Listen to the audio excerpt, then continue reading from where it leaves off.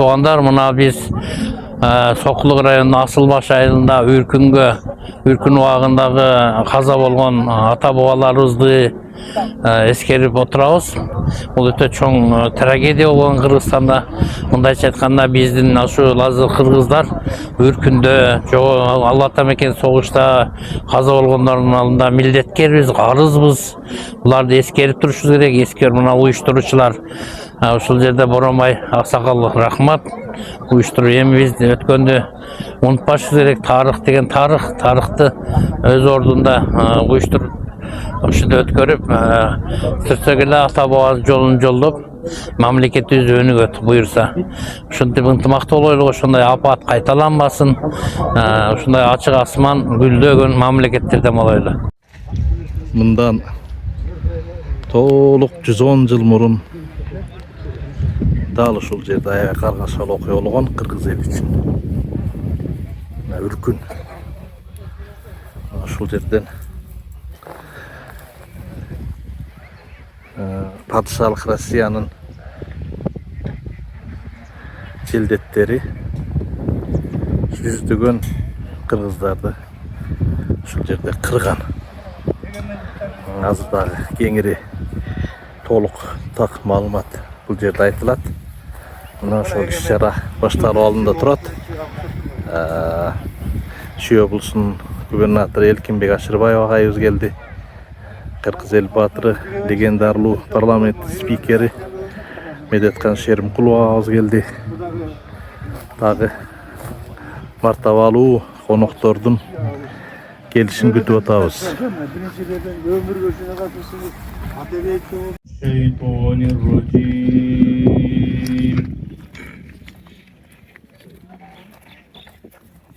Bismillahirrahmanirrahim. Tabarakalladzi biyadihil mulku wa huwa ala kulli shay'in qadir. الذي خلق الموت والحياة ليبلوكم أيكم أحسن عملا وهو العزيز الغفور. الذي خلق 7 سماوات طباقا ما ترى في خلق الرحمن من تفاوت فارجع البصر هل ترى من فطور ثم ارجع البصر كرتين ينقلب إليك البصر خاسئا وهو حسير. ولقد زينا السماء الدنيا بمصابيها وجعلناها رجوما للشياطين وأعتدنا لهم عذاب السعير. وللذين كفروا بربهم عذاب جهنم وبئس المصير. إذا ألقوا فيها سمعوا لها شهيقا وهي تفور تكاد تميز من الغيظ كلما ألقي فيها فوج سألهم خزنتها ألم يأتكم نذير. صدق الله العظيم. سبحان ربك رب العزة عما يصفون وسلام على المرسلين والحمد لله رب العالمين. بسم الله الرحمن الرحيم. الحمد لله والصلاة والسلام على رسول الله. اللهم تقبل منا هذه تلاوة القرآن العظيم. ربنا تقبل منا إنك أنت السميع العليم يا رب العالمين. Ушул кылынган өзүнүн керемет аяттарынан жана да ушул кылынып жаткан жалпы кайыр ихсандардан пайда болгон соопторду жами өткөн мусулмандардын мууминдордуна Адам алейхисаламдан пайда болгон андан кийинки күн чыгыштан кийин Адам алейхисаламдан пайда болгон андан кийинки күн чыгыштан кийин Адам алейхисаламдан пайда болгон Адам алейхисаламдан пайда болгон Адам алейхисаламдан пайда болгон Адам алейхисаламдан пайда болгон Адам алейхисаламдан пайда болгон Адам алейхисаламдан пайда болгон Адам алейхисаламдан пайда болгон Адам алейхисаламдан пайда болгон Адам алейхисаламдан пайда болгон Адам алейхисаламдан пайда болгон Адам алейхисаламдан пайда болгон Адам алейхисаламдан пайда болгон Адам алейхисаламдан пайда болгон Адам алейхисаламдан пайда болгон Adam aleyhisselam. Cenab-ı Koşor'un katarında şu ülkün okuyatında şehit etken bizim vardı katabaları sırıklarına başlayıp rahim etip imanların yoldaş olup yatkan yerlerin caylı toprakların torku imanların salamını görürsün. Ya Rabbil Alemin kaburların deneyim ve Kur'an'ın Ya Rabbil Alemin jalku amayı Kur'an eli her türlü cepten boktuktan oluşu balaya fırsatlardan kuşları versin. Allahümme Rabbena atina fid dunya hasana ve fil ahireti hasana ve qina azaban nar. Ve sallallahu teala ala Muhammedin ve ala alihi ve ashabihi ecmaîn. Elhamdülillahi rabbil alamin. Amin. Эгерде ошондой оор күндөр болгон болсо, ошондой кайгылуу күндөр болсо, адамдар аны жүрөгү менен сезет, жүрөгү менен туят. Жана андай окуялар экинчи болбосун деп ар дайым ниет кылат. Жана алдыга умтулуп келе беребиз. Замандар өтөт. Кырдаалдар өтөт. Кээ бир мамлекеттер жок болот. Бирок адамдын эс тутуму ошол мамлекетти түзгөн дагы, ошол ааламда жашаган адам дагы өзү кала берет. Мынакей азыр бүгүнкү күндө дагы биз эмнени эскерип атабыз. Ошол 110 жыл мурун болгон 2016-жылдагы каргашалуу окуяны эскерип атабыз. Ошондогу биздин ата бабалардын оорду, ошондогу ата бабалардын кайгысы, муңу алардын баары өтүп кетти. Ошол учурдагы, ошол шартты, ошол кырдаалды жараткан ал империя дагы бул дүйнөдөн өтүп кетти, ал жок. Бирок ошол учурдагы улуу элдин урпактары биз калдык. Жерибизде, элибизде Кудайга шүгүр, бүгүн туубузду көтөрүп, мамлекет түзүп, эгемендүүлүк издеп, мынакей баарыбыз тең жапа-тырмак бир эл болуп, ынтымакта, тынчтыкта бир мекенди аркалап, өзүбүздүн туубузду көтөрүп, мекенибизди андан ары улантып жашап келе жатабыз. Анан эми кыргызда жакшы сөз бар. Өткөндөр барталмайынча түрүүлөр даңталбайт дейт. Мына бүгүнкү эң негизги маселе, эң негизги мазмуну ушул Кур'ан окутуп өтүп кеткендерди барктайлы. Ошолордун арбагы ыраазы болсун.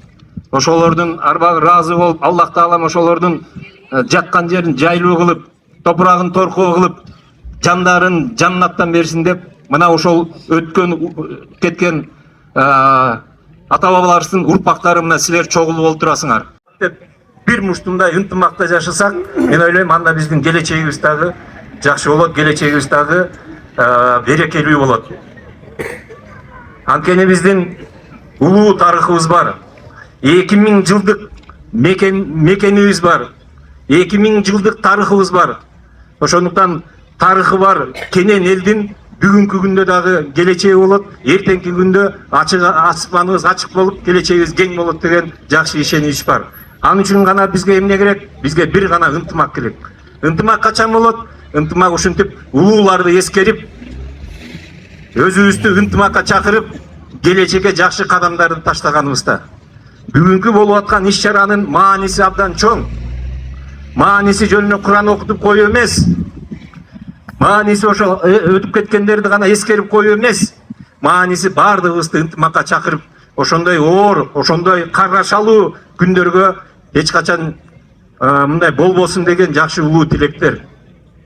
Мына баарыбыз тең жапа-тырмак улуу кичүү болуп, алыстан жакындан баардык алыста жүргөн урпактарыңарды чакырып, ушул Асылбаш айылында Асылбаштын урпактары келели, ынтымакка келели.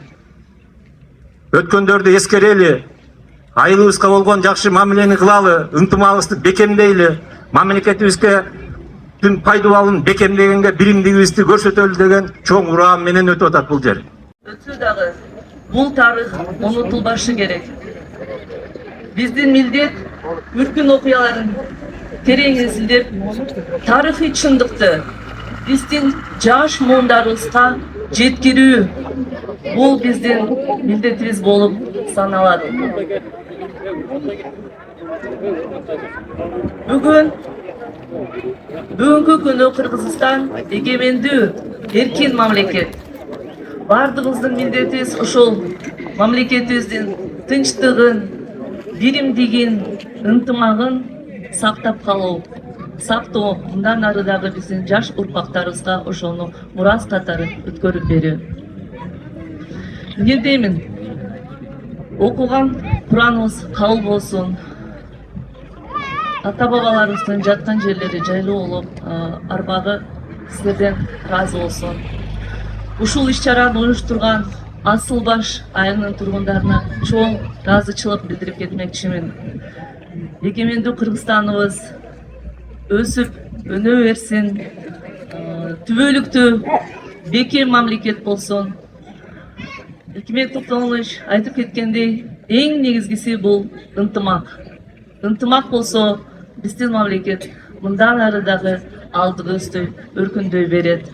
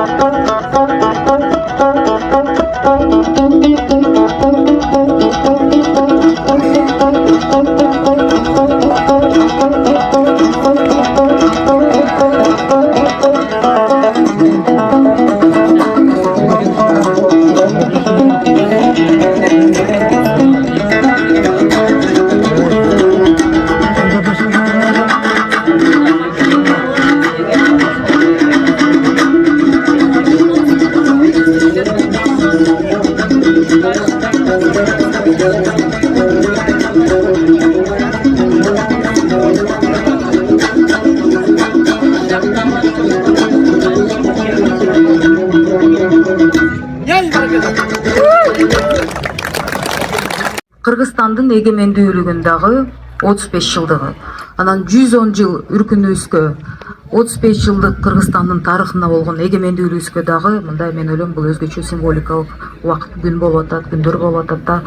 Кийинки муундарда эле эгемендүүлүк эмне дегенде ата-бабаларыбыз биздин ушул көк асманды сактап берген мына улуу муундар отурасыздар.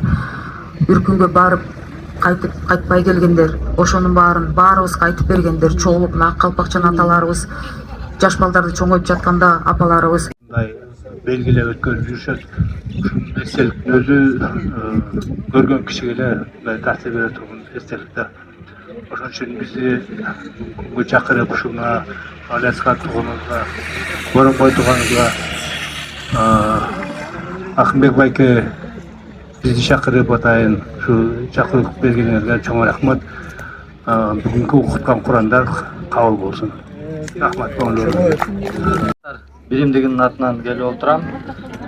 Бизди жаштабей ушундай иш-чараларга чакырган уюштуруучуларга, Боронбой агага, Осмон бейге терең ыраазычылык билдиребиз. Мен ушул жерде отуруп канчалаган жакшы сөздөр болду.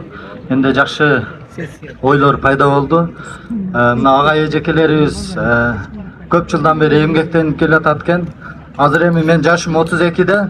Дагы бир аз жаштарга китеп окуу, биз дагы китеп окуган адамдарга бир аз болсо да кошулуп калдык. Азыркы жаштар көбү эле китеп окушпайт. Ошол себептен ушу агайларыбыз жазган, эжекелерибиз жазган тарыхтарды мына жерде бийлик өкүлдөрү менен биригип, бирге иш алып барып, кыскача метраждуу тасмаларды тартып, видеолорду тартып, азыркы жаштарга кенен жеткирсек деп ойлойм. Кудай буюрса, жаштардын дагы азыркы максаттары чоң, бирге чоң иш-чараларды уюштуруп, чоң максаттарды куруп жатабыз. Сиздерге чоң рахмат. Биз дагы ушул жерде канчалаган аталарыбыз кан төгүп, канчалаган энелерибиз көз жашын төккөн. Аларга биз терең таазим билдиребиз.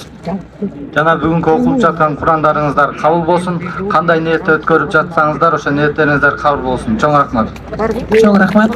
Кыргыз элим бүгүн 1916 жылкы үркүнгө карата атайын эскерүү иш-чарасы болуп жатыптыр. Кыргызстан жаштар биримдигинин атынан келип катышып отурабыз. Бул күн жалпы эле кыргыз эли үчүн аябай кайгылуу күндөрдүн бири. Ушул жерде үркүндө каза болгон аталарыбызга, чоң энелерибизге терең таазим кылабыз. Азыркы жаштар дагы биз жөн калбай ушу тарыхка кайрылып, алдыда чоң иш-чараларды уюштуруп, чоң максаттарды коюп жатабыз. Мен уктабай чыктым. Күнү менен кыйналып чыктым. Силер келбесеңер эмне болот? Анан эми кой деп анан аны да эске алып, анан кийин бүгүн мынакей Аллах таалам насип кылган экен, баарыбыздан келдик. Мына берекелүү күн болду. Ошондон баягы тамырлашып, мындай ууру болуп, эл болуп ынтымакташып келе жатабыз. Ошондуктан мынакей биякта 40 уруунун өкүлдөрү турат. Ошо 40 урууну бириктирип, бир муштумдай болуп, бир кыргыз элибиз деп биримдикке алып келаткан. Булардын дагы иштерине ийгилик болсун. Ууру баягы ынтымак эле бири-бирибиздин мындай бекем болушубузга. Анан өзүбүздүн түпкүбүздү таанып жүргөнүбүзгө. Анткени жүрөктө сүрөмдө, акылыбызда сүрөмдө мен кайдан келдим эле деген ой толгоо ар дайым болот адам баласында. Ошон үчүн айылы болсо, жери болсо, эли болсо ал күчтүү болот. Мына бул инибиздин дагы ошол да. Канчалык мындай даражасы көтөрүлүп, кыргыз элине таанымал болсо дагы, бирок мен түйүм каякта эле, ата тегим кайда эле, туугандарым барбы деген жакшы жылуу бир ой толгоосу жанагындай сени уктатпагандай уктаткан жок. Ошо менен мына келип туугандарын таап, бул дагы аябай мындай кубанып отурат да. Ошондуктан мындай эр жигит элин табат деп коет эмеспи? Элиң таап келдиң, мына жер Асылбаш деген туугандарың болот. Ушу туугандарың менен мына бүгүнкү күндөн баштап ынтымакта, берекеде бол. Кол үзбө, иним, кол үзбө ушулар менен. Жакшылыгында, жамандыгында, бардыгында тең бекем болсоң, Кудай буйруса, Аллах таалам сени дагы өмүр жашың, ырзыгыңа береке берсин,